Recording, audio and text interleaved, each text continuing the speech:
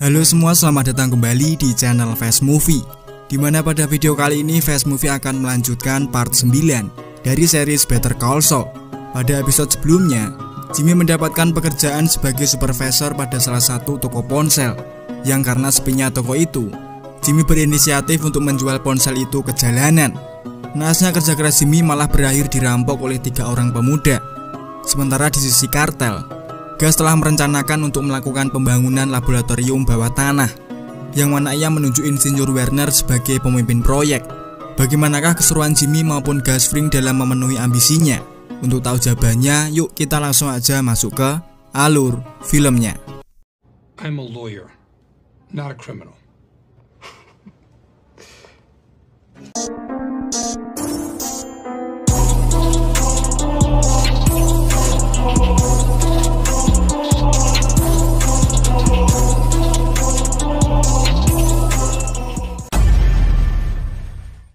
Better call Saul.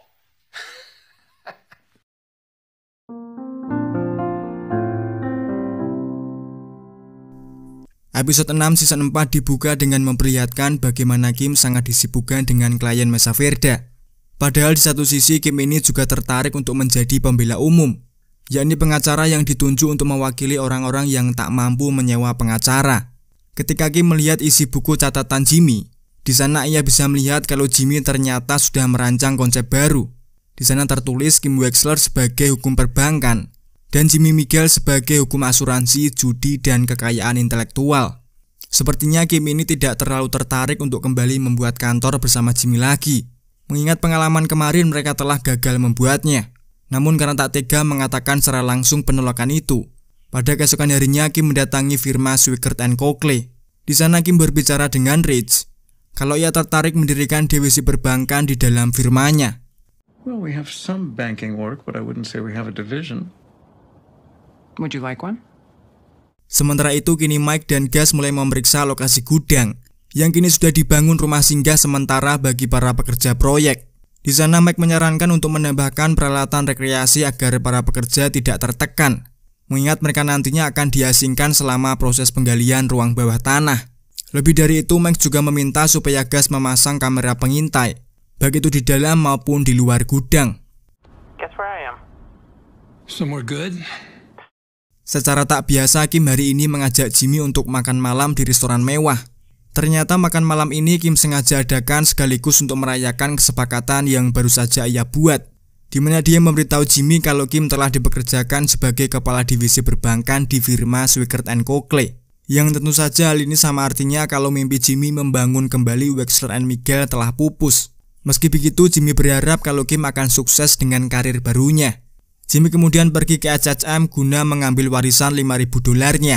Di sana Jimmy melihat ada beberapa bilik kantor yang tak terisi. Yang ketika Jimmy menanyakan langsung kepada Howard, di sana Howard bilang kalau HHM terpaksa mem-PHK beberapa karyawan karena sepeninggalan Chuck, reputasi perusahaan berangsur-angsur mengalami kemunduran. Melihat semangat Howard mulai luntur, Jimmy pun mengucapkan kalau Howard memang pengacara payah, yang kemudian Howard membalasnya dengan umpatan, yang lalu Jimmy kemudian menyuruhnya untuk menggunakan amarah itu untuk mengembalikan semangatnya. Fuck you, Jimmy. There you go. Use that. Dengan uang warisan itu, Jimmy kemudian membelikan satu set telepon prabayar yang ia taruh di dalam salon spa, di mana ia juga menyuap Nyonya Nguyen dengan satu telepon, agar Jimmy ini diizinkan untuk menyimpan semua telepon ini di ruang belakang. Ketika para pekerja proyek asal Jerman ini datang, Mike mulai menjelaskan semua aturan yang harus mereka taati. Namun ternyata ada salah satu pekerja bernama Kai, terlihat selengean dan sepertinya tidak menghormati apa yang Mike katakan. Setelah Kai mendapatkan teguran, Mike kemudian melanjutkan penjelasannya kepada semua pekerja. Selain gudang ini dilengkapi fasilitas mewah yang bisa dinikmati para pekerja, tempat ini juga dilengkapi dengan keamanan super ketat layaknya penjara. Bahkan seluruh ruangan dipasang kamera pengawas yang akan selalu mendapatkan pengawasan selama 24 jam. Tak terkecuali Kai si kuli ngeyel ini, yang secara khusus Mike meminta anak buahnya untuk memfokuskan pengawasan terhadapnya. Pada suatu malam, Jimmy sengaja mencari 3 pemuda yang kemarin merampoknya. Jimmy lalu menghampirinya bermaksud untuk menawarkan kesepakatan kalau Jimmy diizinkan jualan tanpa diganggu di daerah ini, Jimmy akan memberi mereka $100 per malam. Sayangnya pemberian uang itu tak menghentikan niat 3 pemuda ini untuk kembali merampok Jimmy. Dengan mengeluarkan pisau lipat, mereka kembali menjarah semua barang dagangan Jimmy. Spontan Jimmy langsung lari menjauh dari mereka.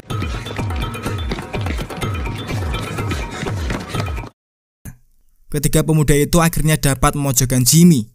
Namun tanpa mereka sadari bahwa sebenarnya merekalah yang masuk ke dalam perangkap. 2 pria bertopeng di mana salah satunya adalah Yul menangkap pemuda itu dan menggantungnya di toko boneka. Jimmy mencoba mengintimidasi dengan cara menyuruh Yul untuk memukul boneka gantung itu. Ketiga pemuda itu tentu saja ketakutan setengah mati.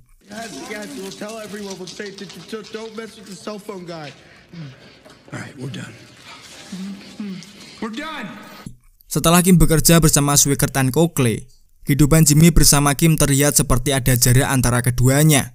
Mereka seolah tak seakrab seperti dulu lagi. Kim sibuk dengan pekerjaan di kantor dan menjadi pembela umum, sementara Jimmy sibuk dengan pekerjaan di toko sembari menjual ponsel prabayar bersama Yul. Selama kesehariannya itu, Jimmy juga mengajak Yul ke salah satu gedung yang disewakan. Di sana Jimmy menjelaskan bagaimana tata letak kantor idamannya yang akan ia segera realisasikan begitu Jimmy mendapatkan lisensi hukumnya. So, if you were a lawyer, this would be a great place, right? Nope. Big glass high-rise, 40th floor. Dalam sebuah acara pesta kantor Swickert and Coakley, Kim mengajak Jimmy untuk menghadiri pesta tersebut. Selama perjalanan, Jimmy sempat menanyakan apakah ada orang yang harus Jimmy hindari dalam acara itu. Kim lalu menjawab kalau Jimmy bebas mengajak bicara siapapun. Tentu saja Jimmy mengamini apa yang Kim baru saja katakan. Jimmy mulai mengajak semua orang berbicara. Dengan karakter Jimmy yang mudah bergaul dan suka menjadi pusat perhatian, Jimmy pun sukses membuat para pengunjung fokus dengannya karena merasa terhibur. Aspen, here we come. Come on, Rich. You're gonna love it. Yang mana hal itu malah membuat Kim dan Richard tampak tidak nyaman dengan cara Jimmy mengambil alih pesta mereka. Dan hal itulah yang menyebabkan Kim dan Jimmy tak saling bicara saat perjalanan pulang. Terlihat Mike mulai mengatur Werner dan krunya keluar dari gedung dengan mengangkut mereka menggunakan mobil van menuju ke lokasi laundry. Selama hampir 8 bulan mereka bekerja, proyek ini bahkan belum sampai setengahnya. Ketika Mike dan Werner tengah mendiskusikan peledakan pada suatu bagian, tiba-tiba ada salah satu pekerja yang melakukan kesalahan yang berimbas pada rusaknya penyangga tiang. Insiden itu lantas memicu kekesalan Kai yang membuat ruang kerja menjadi tak kondusif.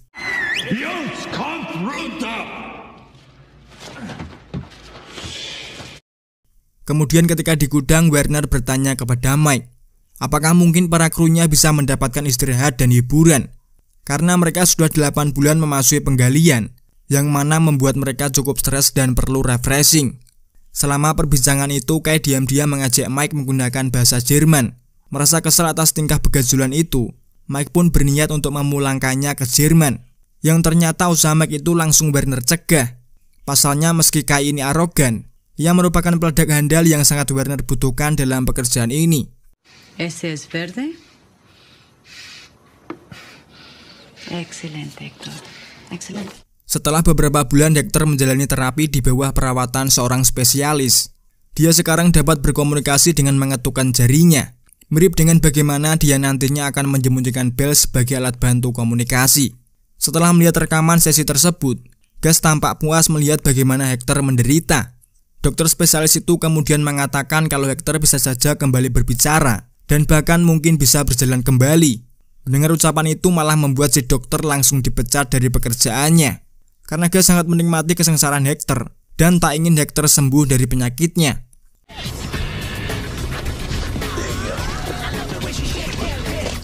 Saat Jimmy menggelar dagangannya, tiba-tiba Jimmy didekati oleh polisi berpakaian preman. Polisi itu ternyata memiliki kartu nama Jimmy yang dia peroleh dari pengedar narkoba yang baru saja dia tangkap. Polisi itu merasa kalau ponsel yang Jimmy jual ini sangat menguntungkan penjahat dan menyusahkan pekerjaannya sebagai penegak hukum, sehingga Jimmy dilarang menjual ponsel itu kepada sembarang orang.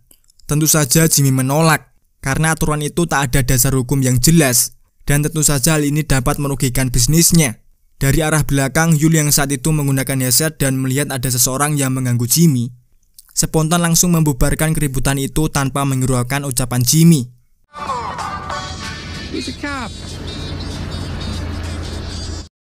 Seketika Yul ditangkap sehingga Jimmy mencoba menawar kebebasannya dengan berjanji tidak akan menjual telepon ini ke sembarang orang lagi. Hanya saja polisi itu menolak dan tetap mendakwa Yul atas penyerangan yang ia lakukan. 2.5 years. Yeah, they always go for the max. Come on now, they'll come down. Di dalam kantor polisi, Yul sempat pesimis karena ia diancam 2,5 tahun penjara. Bahkan sempat terbesit di kepalanya untuk melarikan diri, yang tentu pikiran itu langsung Jimmy cegah. Karena melarikan diri bukanlah solusi, melainkan hanya menambah masalah baru. Di sana Jimmy berjanji kepada Yul kalau ia akan melakukan upaya agar dirinya bisa bebas. How you gonna do that? You ain't even a lawyer. I'm a magic man. You have a little faith in me? Mengingat lisensi hukumnya belum kembali, Jimmy kemudian meminta Kim untuk membela Yul di pengadilan nanti. Yang tentu saja Jimmy membriefing Kim supaya ia mau melakukan trik licik yang sudah Jimmy siapkan. Di mana trik itu ialah merekayasa seolah polisi itu mabuk ketika bertugas, supaya di pengadilan nanti kasus itu bisa dibatalkan. Kim sebenarnya merasa muak atas perilaku Jimmy yang telah menjual ponsel antisadap itu kepada penjahat, yang kemudian sempat memicu perdebatan antara mereka berdua. Namun demikian Kim tetap setuju untuk membantu Yul. Hanya saja ia akan membantunya dengan caranya sendiri. Hope that wasn't a bribe. Wow, that would be one sad bribe. Di keesokan harinya Kim mulai mendekati Susan, si asisten jaksa wilayah, supaya ia mau mengurangi dakwaan Yul menjadi pelanggaran ringan, dengan alasan kalau Susan memperlakukan Yul dengan keadilan yang tidak setara dibanding dengan kasus serupa, yang bahkan beberapa diantaranya melakukan penganiayaan lebih kejam daripada yang Yul lakukan. Sayangnya Susan menolak negosiasi itu, dengan alasan bahwa Yul tercatat pernah masuk penjara atas kasus pencopetan. Dengan gagalnya negosiasi itu, Kim merasa kalau kemungkinan besar Yul akan tetap ditahan. Beruntungnya Kim tiba-tiba menemukan gagasan baru, yang kemudian Kim mulai memborong perlengkapan tulis-menulis di supermarket. Di saat itu juga Kim meminta Jimmy supaya ia segera menghentikan apapun yang kini sudah ia rencanakan. Yeah, I know, but listen, I have a better way. Pada keesokan harinya, Jimmy berniat pergi ke kampung halaman Yul menggunakan bis umum. Selama perjalanannya itu, Jimmy menuliskan surat dengan tulisan tangan dan pena yang berbeda-beda. Bahkan Jimmy juga meminta penumpang lain untuk ikut membantunya menuliskan pesan. Ketika sampai di kantor pos Coushatta, di mana kota ini merupakan kota kelahiran Yul, Jimmy mengirimkan semua surat itu dan kemudian pulang. Jadi surat-surat itu adalah bagian dari rencana Kim untuk membantu Yul. Beralih ke Mike, yang mana dia membawa Werner beserta krunya ke lokal strip club, di mana para pekerja, khususnya Kai, tampak bahagia dengan para penari itu. Melihat Werner duduk sendirian di bar dan tampak kurang menikmati pesta ini, Mike kemudian mengajaknya minum di bar yang lebih tradisional. Di sana mereka berdua tampak akrab dan mulai mengobrol tentang kehidupan keluarga masing-masing, yang mana Werner menyatakan kalau dia sangat merindukan istrinya. Setelah Mike dan Werner bersulang, Mike dipanggil anak buahnya karena ada keributan, dan lagi-lagi pelakunya adalah Kai. Kai diusir dari bar karena ia melakukan pelecehan seksual kepada salah satu penari. Penjaga klub itu bahkan sampai mengancam akan segera memanggil polisi. Untungnya Mike berhasil menyuap si penjaga klub. Sementara Kai, si biang kerok ini, langsung dipulangkan ke gudang. Ketika Mike kembali ke bar untuk menemui Werner, di sana ia melihat kalau Werner bersosialisasi dengan pengunjung bar lain, yang karena terlalu banyak minum, Werner tanpa sengaja membocorkan detail penting tentang penggalian rahasia yang saat ini ia kerjakan. Tentu saja Mike langsung bereaksi dengan membawa Werner pergi dari tempat ini. Dan ketika di pagi harinya, Mike langsung menegur Werner atas apa yang tadi malam ia lakukan. Mike memperingatkan kalau Werner harus lebih berhati-hati, karena Gus sangat serius memikirkan kerahasiaan tempat ini. Dan yang pasti, kesalahan apapun yang Werner buat akan ada konsekuensinya. Paham dengan maksud pembicaraan itu, Werner akhirnya meminta maaf dan berjanji bahwa hal seperti ini tidak akan pernah terjadi lagi. Terlihat Kim dan Susan dipanggil ke kantor hakim, karena si hakim tampak terganggu setelah menerima ratusan surat dari warga Coushatta yang menuliskan kampanye untuk membebaskan Yul atas tuntutannya, yang sebenarnya surat-surat itu ditulis oleh Jimmy beserta orang yang telah disewanya. Hakim kemudian memerintahkan Kim dan Susan untuk segera menyelesaikan kasus ini tanpa perlu banyak drama. We missed something? And I want to know what. Right now, go! Ketika jaksa penuntut memeriksa surat-surat itu dan menghubungi mereka satu persatu, Jimmy membuat tipuan yang rumit di mana dia dan anggota kru filmnya berpose sebagai orang terdekat Yul, yang kemudian ia meyakinkan Susan kalau kampanye penulisan surat itu bukanlah sebuah rekayasa. Merasa kurang percaya dengan satu sumber, Susan kembali menelepon sumber lain yang di sana tertulis pendeta gereja Free Will Baptist. Ketika Susan tersambung dengan pendeta itu, ternyata yang menjawab telepon itu adalah Jimmy. Di sana Jimmy mengarang cerita untuk Susan tentang bagaimana awal mula Yul menjadi pahlawan bagi masyarakat Coushatta. Bahkan demi membuat rekayasa ini sungguhan, Jimmy juga membuatkan website gereja resmi dengan kampanye pembebasan Yul di sana. Setelah Jimmy berhasil menipu Susan dengan bantuan kru filmnya, Susan akhirnya bertemu dengan Kim dan menyetujui apabila Susan akan menuntut Yul dengan masa percobaan 4 bulan saja.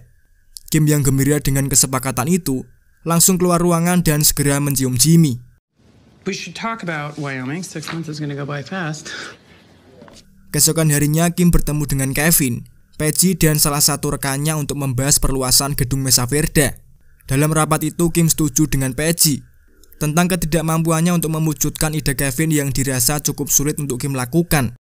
I'm sorry, but I have to agree with Paige. Hingga setelah pertemuan itu selesai, Kim terlihat mengunjungi Jimmy, yang saat itu Jimmy lagi mensurvei gedung untuk kantor barunya. Jimmy sempat mengira kalau kedatangan Kim kemari karena Kim merasa bersalah telah mencurangi pengadilan saat membantu Yul kemarin. Yang ternyata secara mengejutkan anggapan Jimmy itu salah besar. Kim kemari untuk meminta Jimmy melakukan skema penipuan lagi untuk membantunya memenuhi keinginan Kevin dalam memperluas cabang barunya. Let's do it again. Kali ini Nacho ditugaskan datang ke restoran untuk sesi pengumpulan uang. Tetapi sesampainya di sana ia terkejut melihat Domingo dan pemilik restoran duduk dengan gugup di dekat pintu depan. Setelah dia memperhatikan ternyata ada pria lain di dapur belakang yang tengah memasak sambil mendengarkan musik Meksiko cukup keras. Ketika Nacho menyapa orang asing itu, pria itu malah menawarinya makanan yang baru saja dia masak. Dia menyebutkan bahwa masakan ini merupakan resep rahasia keluarga. Dengan ucapan itu, Nacho dapat menangkap kalau pria ini pasti berasal dari keluarga Salamanca. Yo soy Eduardo, pero you can call me Lalo. Y tú debes de ser Varga, ¿no? Ketika Nacho bertanya apa yang Lalo lakukan di sini, Lalo menyebutkan bahwa keluarga Salamanca mengirimnya untuk memastikan bisnis berjalan dengan lancar. Saat Lalo berjalan kembali ke restoran untuk mengawasi pengumpulan uang, Nacho merasa khawatir dengan kehadiran Lalo. Karena setiap kali dia menjatuhkan Salamanca, selalu ada orang baru yang muncul menggantikannya. Di Texas, Kim dan Jimmy berencana menjalankan penipuan di Departemen Keamanan Gedung. Penipuan tersebut melibatkan penukaran serangkaian cetak biru yang akan memberi Mesa Verde cabang dengan luas gedung yang lebih besar. Karena kalau pengurusan cetak biru itu dilakukan secara normal, pemrosesan data akan sangat memakan waktu. Jadi Kim lebih baik memilih jalan pintas untuk mempercepat prosesnya. Trik penipuan itu diawali dengan motif Kim untuk mengecek kembali cetak biru itu pada proposal yang sudah didaftarkan. Hingga ketika pengecekan itu berlangsung, Jimmy yang saat itu berperan sebagai adik Kim yang memiliki keterbelakangan mental berpura-pura meninggalkan adik bayinya di dalam mobil sendirian. Yang kemudian Kim di sana acting panik. Kemudian ia segera lari ke parkiran. Sehingga tanpa sadar si petugas juga ikut terbawa suasana hingga membuatnya kehilangan fokus. Dan di saat itulah Jimmy sengaja menaruh minuman dingin di atas kertas cetak biru. Yang ketika Kim kembali, petugas bilang kalau cetak biru itu rusak akibat ketumpahan minuman adiknya. Melihat bagaimana reaksi Kim atas kerusakan itu, si petugas yang gak tega akhirnya memberikan keringanan untuk menukar cetak biru yang rusak itu dengan salinan yang Kim bawa tadi. Dimana ketika si petugas melegitimasi salinan yang Kim berikan ini, diketahui bahwa cetak biru itu berbeda dengan sebelumnya. Setelah Hector dipindahkan ke panti jompo, Lalo dan Nacho pergi ke panti itu untuk menjenguknya. Dalam kunjungan itu, Lalo mengajak Hector mengenang masa lalunya, di mana mereka berdua pernah membakar hotel dan menyiksa pemiliknya, hanya gara-gara si pemilik itu tidak menghormati Salamanca. Lalo melanjutkan bahwa ketika terjadi kebakaran itu, Lalo mengambil souvenir hotel yang telah dia simpan selama bertahun-tahun, yang kemudian souvenir itu Lalo berikan kepada Hector sebagai hadiah. Dan souvenir itu ternyata adalah bel dari meja depan hotel. Lalo mengikat bel itu ke sandaran tangan kursi roda Hector. Setelah bel itu dipasang, Lalo meminta Nacho menunggu di luar, karena saat ini Lalo ingin berbicara secara pribadi tentang orang Chili. Dalam hal ini maksudnya adalah Gas Fring. Sementara di dalam penggalian ruang bawah tanah, Werner dan Kai menempatkan bahan peledak ke dalam batu yang menghalangi konstruksi mereka. Namun ketika pada tahap pengecekan, Mike dan para pekerja menemukan bahwa salah satu sirkuit yang menghubungkan muatan ke detonator tidak berfungsi. Werner lantas kembali ke penggalian untuk memeriksa masalahnya. Namun begitu masuk, dia malah mengalami serangan kecemasan. Setelah Werner berhasil menenangkan diri, ia baru berani melanjutkan pengecekan pada kabel. Singkat cerita, setelah Werner berhasil memperbaiki masalah itu, naiklah Werner ke permukaan. Kai melaporkan apabila mesin detonator telah siap. Sementara di sisi lain, Tyrus tengah bersiap untuk mengemudikan truk besar di luar laundry. Mereka berkoordinasi agar truk menabrak lembaran besi di jalan, tepat di saat batu itu diledakkan. Tujuannya adalah untuk menutupi suara ledakan tersebut.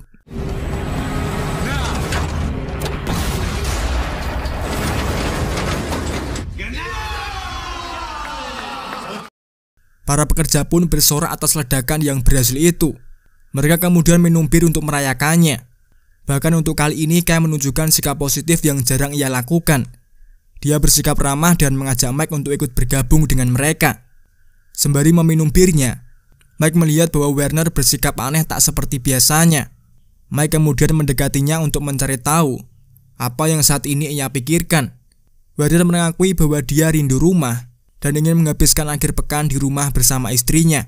Sehingga jika memungkinkan, Werner berniat minta izin untuk pulang ke rumah selama 1 minggu saja. Mike mendesak, apabila Werner memang ingin pulang, maka Mike memintanya untuk segera menyelesaikan pekerjaan ini secepatnya.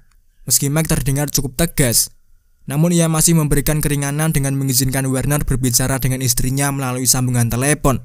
Di ruang kerjanya, Gus mendapatkan komplain dari salah satu karyawan bahwa di restorannya kembali didatangi oleh 2 orang preman yang terlihat tidak asing, di mana 2 preman yang dia maksud adalah Lalo dan Nacho. Ketika Gus menghampirinya, di sana Lalo dengan antusias memuji kelezatan ayam masakan Gus Fring. Yang secara tanggap, Gus kemudian mengundang Lalo untuk berbicara 4 mata dengannya. Pada percakapan itu, Lalo mengatasnamakan keluarga Salamanca untuk mengucapkan terima kasih karena Gus telah menyelamatkan nyawa Hector. Lalo menambahkan apabila dirinya berspekulasi kalau Don Eladio sengaja mengeksploitasi konflik pribadi antara Gus dengan Salamanca, yang mana obrolan ini mengarah pada ajakan Lalo untuk bersama-sama melawan Don Eladio. Untungnya Gus cukup cerdas. Dia tahu kalau Lalo sebenarnya hanya ingin memancing Gus untuk mengatakan kebenciannya terhadap kartel. Jadi Gus menjawab bahwa dia puas dengan pengaturan yang kartel lakukan. Mereka pun saling berjabat tangan dan kemudian Lalo segera pergi. Hanya saja ketika keluar, Lalo mengungkapkan ketidakpercayaannya terhadap apa yang Gus katakan tadi, sehingga dia meminta Nacho untuk mengantarnya ke peternakan Los Polos untuk melakukan penyidikan lebih lanjut. Setelah Jimmy menyelesaikan program pengalihan pratuntutan, sampailah Jimmy pada persidangan pemulihan lisensi hukumnya. Setelah melakukan interview dengan anggota komite, semuanya tampak berjalan seperti yang Jimmy harapkan. Namun karena Jimmy ini sudah penasaran dengan hasil keputusannya, Jimmy sengaja nggak langsung pulang dan memilih menunggu salah satu anggota komite itu keluar, bermaksud untuk menanyakan langsung tentang hasil keputusan mereka. Yang ternyata hasil program pengalihan tuntutan Jimmy ditolak. Tentu saja hal ini membuat Jimmy marah. Ia bahkan sampai menemui ketua komite untuk menanyakan langsung alasan penolakannya, yang kemudian dijawab kalau pratuntutan Jimmy ditolak karena kurangnya ketulusan Jimmy. Karena Jimmy ini nggak paham tentang kata kurang tulus seperti yang diucapkan ketua komite tadi.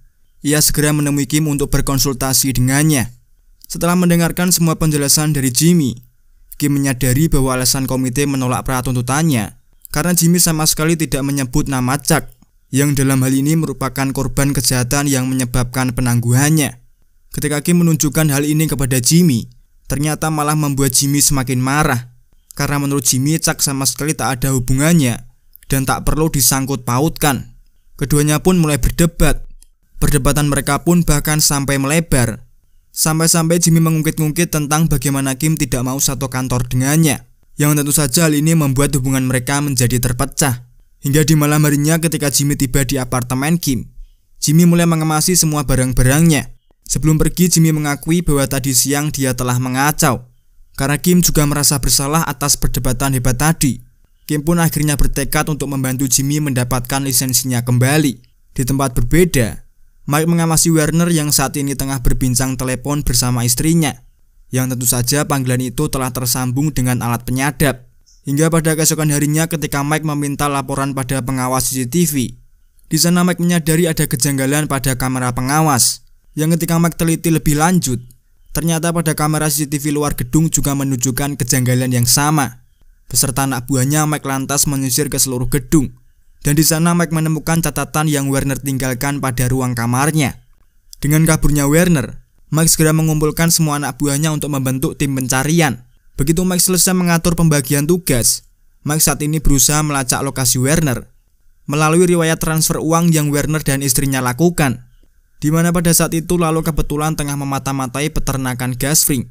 Hingga ketika Lalo menyadari ada sebuah pergerakan ini, ia kemudian mengikuti salah satu mobil dari mereka. Singkat cerita, Mike berhasil menemukan kantor Travelware, yang beberapa jam lalu Werner mengambil kiriman uang di tempat ini. Dari kantor ini juga Mike mendapatkan informasi apabila Werner telah mengatur agar istrinya terbang ke Albuquerque.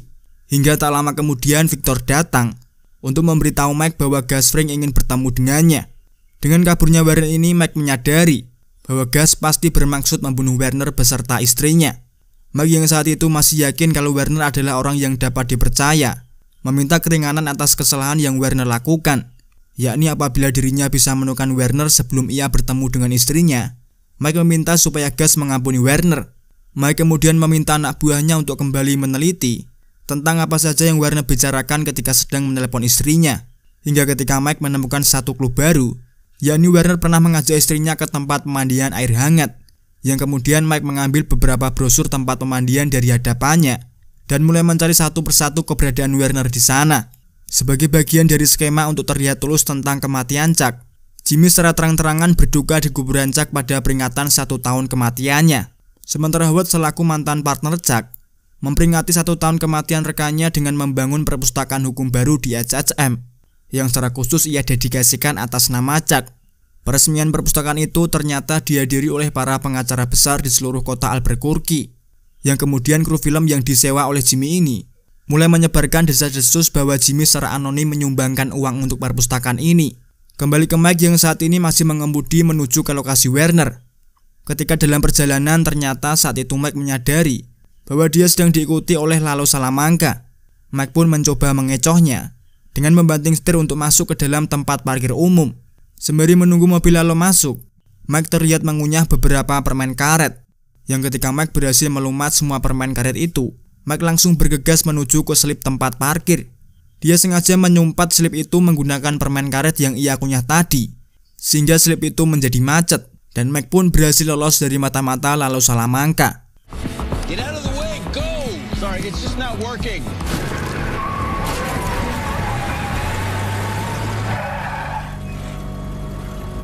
Dengan hilangnya jejak itu, Lalo kembali mengunjungi Travelware untuk menggali informasi lebih dalam tentang apa saja yang tadi Mike bicarakan di tempat ini.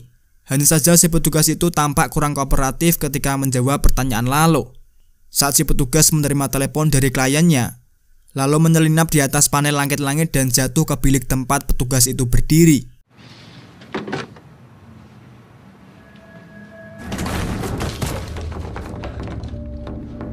Lalu kemudian membunuhnya sebelum akhirnya meninjau rekaman CCTV dan melihat brosur yang diambil Mike. Setelah mendapatkan informasi yang cukup, Lalo berhasil tersambung dengan hotel tempat Werner menginap, di mana ia berpura-pura menjadi salah satu anak buah Gasfring. Improvisasi itu ternyata berhasil membuat Werner percaya, sehingga tanpa ia sadari Werner telah membocorkan sedikit informasi tentang proyek konstruksi rahasia yang Gasfring rencanakan. Untungnya sebelum Werner membocorkan semua informasi itu, Mike segera datang dan merebut telepon itu darinya. Mike kemudian melaporkan bahwa ia berhasil membawa pulang Werner. Hanya saja ia kecolongan dengan seseorang yang tadi berusaha mengikutinya. Meski kebocoran informasi itu tidaklah terlalu fatal, dan meski Mike juga telah membujuk Gas supaya mengampuni Werner, Gas tetap bersikeras untuk memerintah mengeksekusinya. Sebelum eksekusi itu dilakukan, Mike mengizinkan Werner untuk menelepon istrinya dan menyuruhnya untuk kembali ke Jerman. Karena hal itulah satu-satunya cara untuk memastikan istrinya tetap selamat. Setelah menelepon, Werner akhirnya menerima takdirnya. Beralih ke Jimmy yang saat ini tengah melakukan sidang banding untuk memulihkan lisensi hukumnya. Atas saran Kim, Jimmy mulai membaca surat yang ditinggalkan Chuck untuk ia bacakan ketika sidang.